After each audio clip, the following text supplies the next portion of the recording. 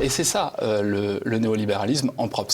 Mais, toutefois, je tiens à insister et terminer là-dessus, ce qu'il faut bien comprendre, et ça je le dis pour ceux qui, décriant justement le néolibéralisme, en appellent à un retour au libéralisme, la réalité c'est que le verre était déjà dans le fruit, puisqu'encore une fois, libéralisme économique et libéralisme politique sont intimement liés. Et que pour étendre... Oui, vous dites leur dichotomie est une farce. Oui, pour étendre des marchés, la recherche première dans le mode de production capitaliste et pour les tenants du libéralisme, c'est l'augmentation des profits.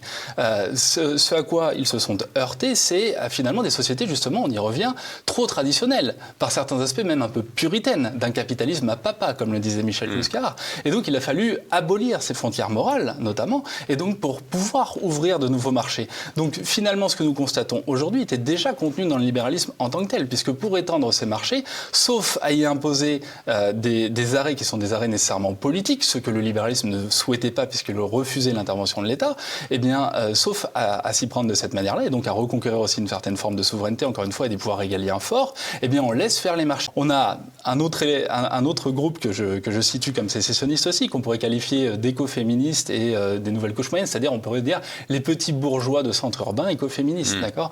La bourgeoisie écoféministe. Oui, ceux-là même dont tout à l'heure on parlait justement des questions d'avortement, etc., ceux-là même qui revendiquent, sur des médias concurrents aux vôtres d'ailleurs, sans cesse le fait de ne pas avoir d'enfants, par exemple, le fait de prôner par éco-anxiété le fait que ce serait beaucoup trop dommageable pour la planète, alors qu'en même temps, comme le disait très bien Jean-Claude Michéa, on a toute la quintessence ici de la gauche chirosène, c'est-à-dire que ça ne les empêche pas, par contre, de naviguer partout dans le monde et de considérer les pays comme des hôtels. Et bien effectivement, ces gens-là qui parlent plus anglais que français, etc., sont des gens qui ont fait sécession avec la communauté nationale et qui ne reviennent en France que pour une seule raison, c'est-à-dire ils retrouvent les services publics auxquels ils participent à leur déconstruction dans le même temps. C'est-à-dire qu'effectivement, on voyage partout dans le monde, mais quand il s'agit de se faire soigner, on revient quand même en France pour bénéficier effectivement de ces aides. Il faut faire un choix à un moment donné. Et enfin, évidemment, un dernier élément qui m'apparaît, moi, comme étant le plus évident, mais le grand capital, c'est-à-dire le grand capital qui, par définition, encore une fois, a toujours été apatride, puisque pour faire du profit, les frontières et les traditions, encore une fois,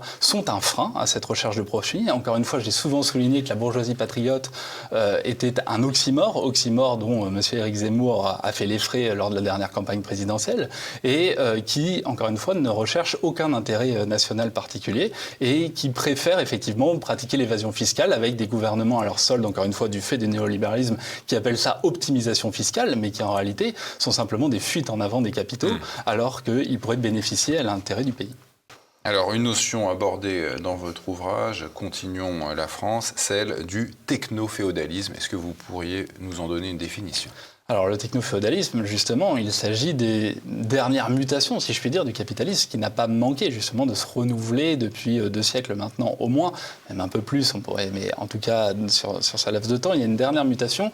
Techno-féodalisme, encore une fois, parce qu'on retourne à des structures qui sont propres de celles de la féodalité, avec des nouvelles grandes seigneuries, que font par exemple les GAFAM, ou que peuvent être des plus petites entreprises. On pense à Uber, je vais revenir après et expliquer pourquoi, même à Blablacar, pourquoi pas, puisqu'on a beaucoup parlé ici des transports, des réseaux routiers, j'y reviendrai, mais avec des instruments technologiques de pointe désormais. C'est-à-dire qu'effectivement, on a des grands groupes, notamment les GAFAM, pour ne citer qu'eux, qui, après avoir bénéficié encore une fois des subventions publiques, eh bien aujourd'hui se libèrent totalement des États, et on voit naître des villages Amazon, des écoles Amazon, c'est-à-dire qu'ils substituent totalement l'État dans un condensé privé avec beaucoup plus de pouvoir et beaucoup moins de contre-pouvoir. Je pense que l'autre aspect qui m'apparaît aussi intéressant, je pense, c'est qu'il est le représentant d'une certaine bourgeoisie française que Georges Bernanos avait très bien décrite. Vous voyez, cette bourgeoisie qui n'a en réalité que faire des intérêts nationaux, qui n'a en réalité... La France n'existe pas, ouais, elle n'existe plus. Pour lui, je ne pense pas que ce soit quelque chose qui lui traverse l'esprit en dehors des discours de com' qu'on lui demande de tenir justement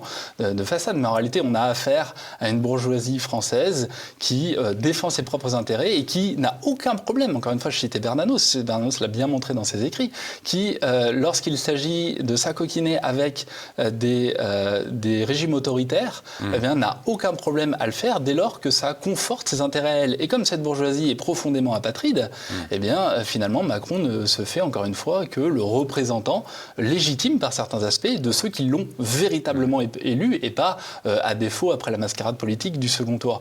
Donc à ce titre-là, il m'apparaît comme étant le représentant le plus simple de la classe qu'il défend.